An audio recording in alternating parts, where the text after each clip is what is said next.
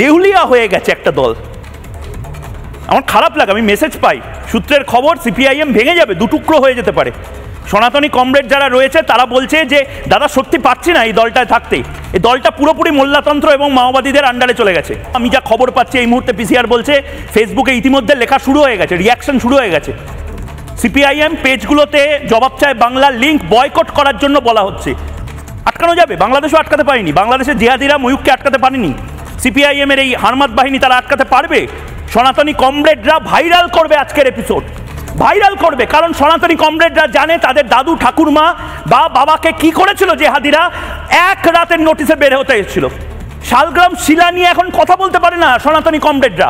গণশক্তি পত্রিকাটা দেওয়ার আগে গায়ত্রী মন্ত্র জপ করে কেউ যদি সসম্মানে রাস্তায় নামে, বলবে এ বাবা তুমি আবার একটু সাম্প্রদায়িক হয়ে গেছো কিনা। কেন ভাই, আমি সনাতনী হয়ে আমি সিপিএম হতে পারবো না? কে বলেছে? আমি মার্ক্সেও থাকবো, মাদুলিতেও থাকবো, সসম্মানে থাকবো। দেশটা রামের, দেশটা সীতারামেরও।